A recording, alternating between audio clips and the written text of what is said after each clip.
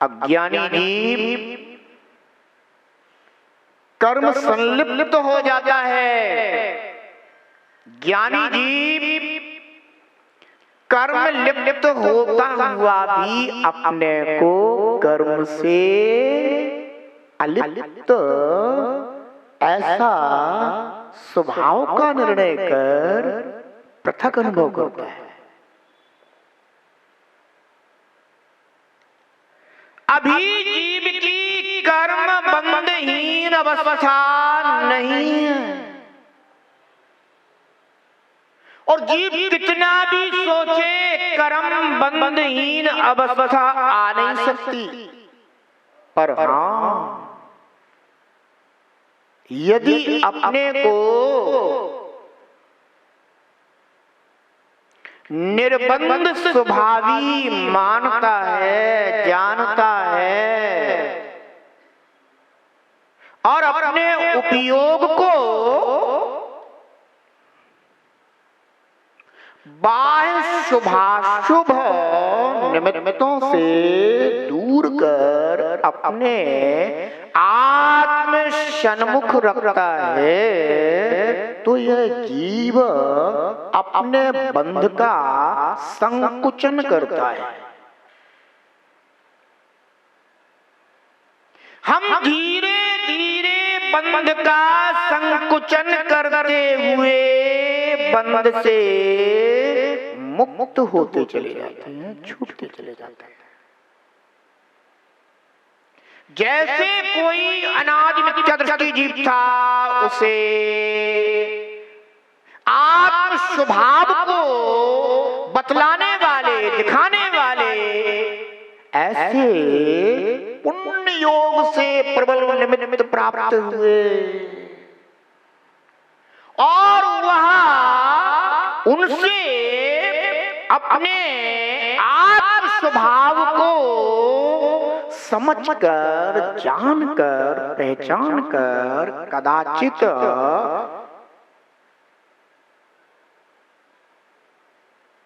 इस जगत से अपने को पृथक मानता है, और पुण्य योग से, कालाद लब्धियों के योग से सम्यक दर्शन को प्राप्त होता है। वह सम्यक दृष्टि जीव बंध का संकुचन कर देता है,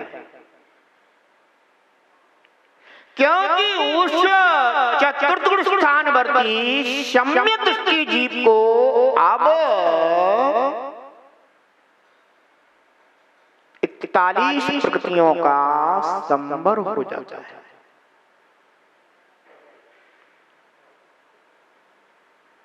ध्यान रखना, अभी तक तो वह संपूर्ण प्रकृतियों का कर्म बंद कर रहा था, पर अब उसने बंध का संकुचन कर दिया है। एक ओर से बंध घटा है, पर अभी भी बंध चल रहा है, इसलिए वह अभी पूर्ण निर्बंध दशा को प्राप्त नहीं हुआ। पर उस जीव ने अपने आप को निर्बंध स्वभावी माना है, जाना है कि मैं स्वभाव से इन कर्मों से मुक्त हूं।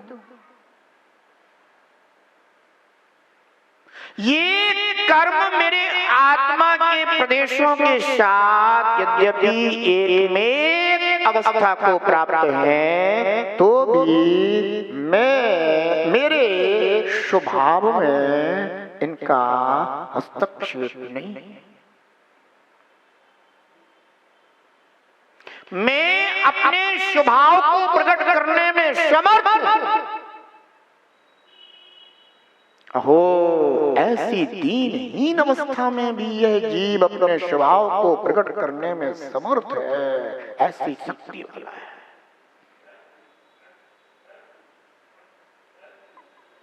यह जीव जब उदाहरण से बात समझता है, कि जिस तरह कमलनी का पत्र कभी भी जल से लिप्त नहीं होता, कमलनी के पत्र पर यदि जल की बूंद भी पड़ जाए तो वह संयोग ऐसा जानने में आता है जैसे कि वह बूंद मुक्ता फल को प्राप्त हो गया।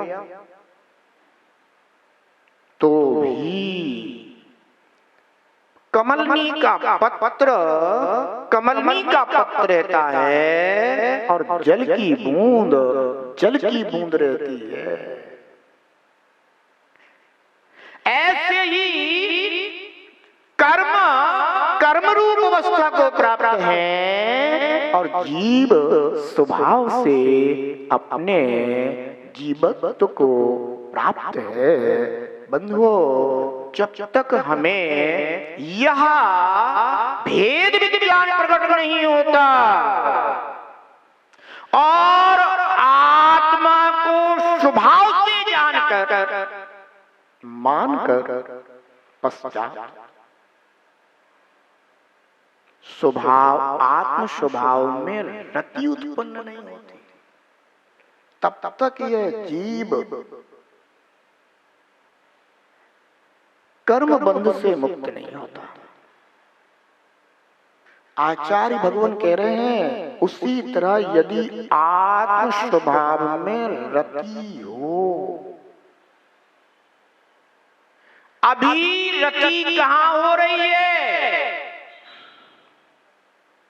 जैसा कर्म का उदय आ जाता है वो जीव तुझे वैसे ही फलों में रति हो जाती है। शुभ अशुभ बंद के फल मझार, रति अरति करे निज पद विचार।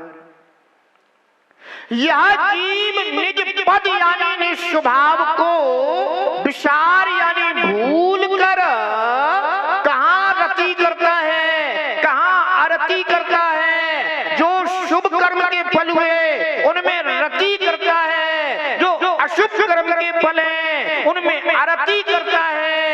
जहां रति आ जाती है वहां अरति आ जाती है, जहां अरति आ जाती है वहां रति आ जाती है। क्योंकि जीव को एक पदार्थ में रति होगी तो दूसरे में अरति होगी, अगर दूसरे में अरति होगी तो एक में रति होगी। इसलिए यह जीव केवल बंद के फल में ही रति अरति उत्पन्न करता रहता है। आचार्य भगवान योगिंदु देव कहते हैं कि आत्मा को स्वभाव से पहचान कर जानकर अपने आत्म स्वभाव में रति कर। अब इतनी तो समझ है कि तू पर पदार्थ में किस तरह रति करता है। कोई वस्तु मार्केट में बिल्कुल पहली बार आई, अब तू पूर्व से परिचित भी नहीं है उस वस्तु से।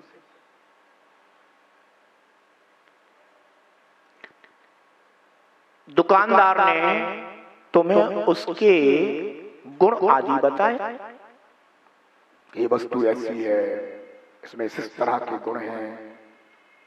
भाई साहब, यदि अगर आपके पास होगी, आपके घर में होगी, तो किसी प्रकार की आपकी इससे संबंधी कोई परेशानी नहीं रहेगी।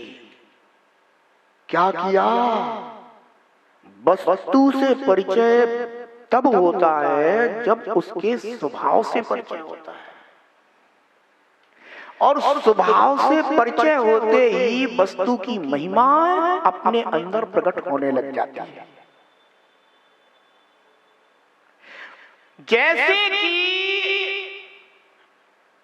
पहले आपके पास मोबाइल नहीं होता था,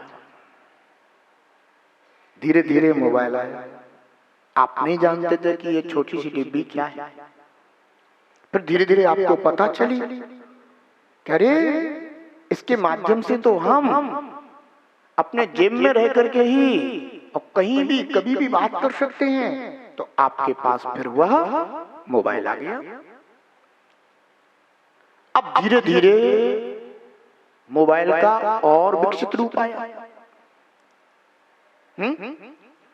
पहले वह ब्लैक एंड व्हाइट रहता होगा, पर धीरे धीरे उसमें रंगीन चित्र भी आदि भी आने लगे। अरे मैंने देखा उनके पास तो ऐसा ऐसा मोबाइल था, उसमें ऐसे ऐसे चित्र आदि भी आ रहे थे। अब मैं इसको नहीं, अब मैं उसको खरीदूंगा। वस्तु की महिमा कब आ रही है? जब उसके गुणधर्म आपको जानने में आ रहे हैं। पर धीरे धीरे स्मार्टफोन आ गया। अब तो मैं स्मार्टफोन लूंगा। देखो वस्तु की महिमा कब आ रही है? जब उसकी विशेषताएं आपको जानने में आ रही हैं। विशेषताएं भी कौन सी? असाधारण विशेषताएं जो अन्य वस्तुओं में नहीं है। आपके घर में तो बहुत सी वस्तुएं रखी हुई हैं, पर वह मोबाइल भी अपने असाधारण गुणधर्मों से जब जाना जाता है, पहचाना जाता है, और तुम मान लेते हो कि वास्तव में ऐसा ही है, तो आप फिर उसी को खरीद लाते हो।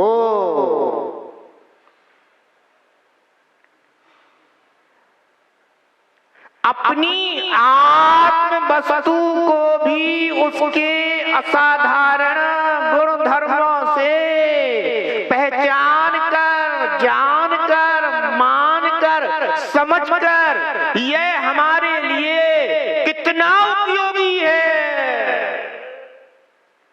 ऐसा स्वीकार कर आत्म वस्तु की महिमा अपने अंदर उद्घाटित होना चाहिए।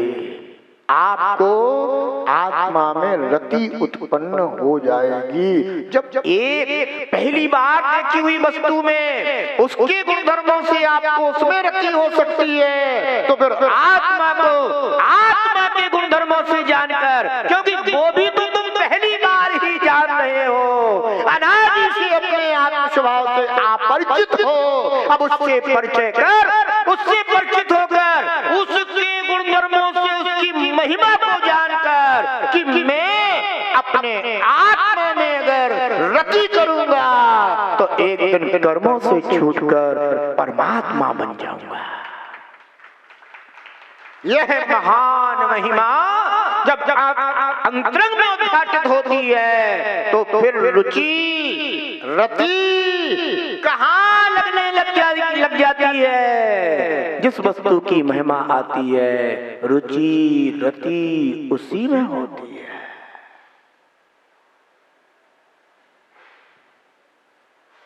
2 नवंबर को पिच्छिका परिवर्तन है।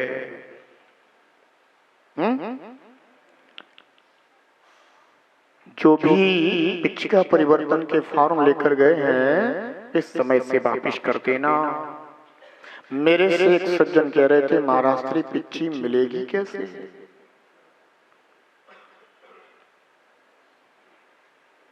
मैंने कहा भेंट करने में क्या दिक्कत है? उनकी रुचि किसमें है? लेने में है।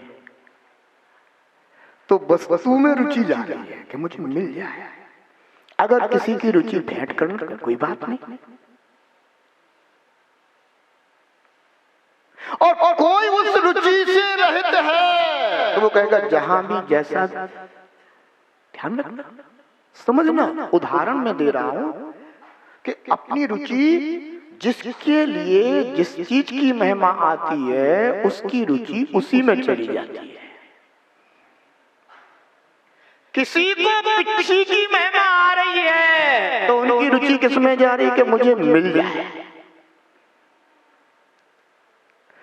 किसी को इस बात की महिमा आ रही है कि अगर मैं गुरुदेव के हाथों में भेंट करूंगा तो वर्ष भर वे उसके माध्यम से संयम का पालन करेंगे, जीव रक्षा करेंगे। अहो मेरी अनुमोदना उस जीव रक्षा में होगी। मुझे भी कितना कर्म है ना, निर्जरा का वह अनुमोदना के माध्यम से साधन प्राप्त होगा। एक वो भी रुचि। एक जीव ऐसा है, वो यह सोचता है जैसा भी उचित हमारे योग्य होगा, भेंट में आएगा तो भेंट में, और लेने में आएगा लेने में, कोई बात नहीं है। परिणाम रुचि अपनी अपनी। ध्यान रखना, भगवान योगेंद्र देव कह रहे हैं कि उसी तरह यदि आत्म स्वभाव में रखी हो, किसमें बोलो ना, जोर से बोलो, आत्म स्वभाव में। अब स्वभाव क्यों कहना पड़ रहा है? क्योंकि आत्मा में विभाव भी एक स्वभाव पड़ा हुआ है। तो वो ये कह रहे हैं कि आत्म विभाव में रुचि ना होकर आत्म स्वभाव में रखी हो तो जीव कर्मों से लिप्त नहीं होता। और यदि आत्म स्वभाव में रखी ना होकर आत्म विभाव में रखी हो तो जीव कर्मों से लिप्त होता है। सीधी सी बात।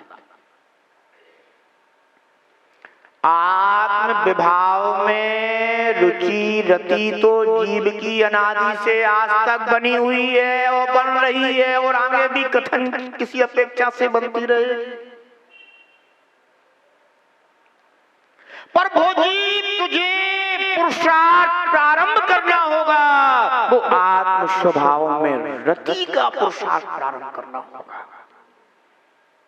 क्योंकि मुझे कर्मों में से बंधना नहीं, अब मुझे कर्मों से छूटना है।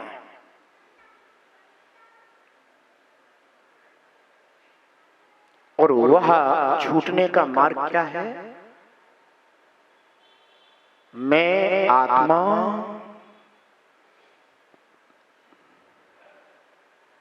कर्मों के समुद्र में पड़ा हुआ भी कर्मों से अलिप्त हूं।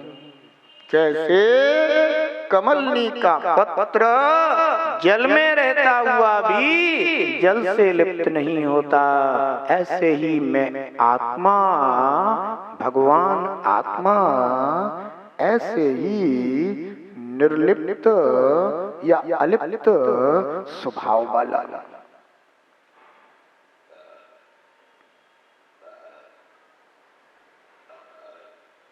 ध्यान रखना, कमलनी का पत्र जल से अलिप्त तो नहीं होता, पर जल से मुक्त भी नहीं होता।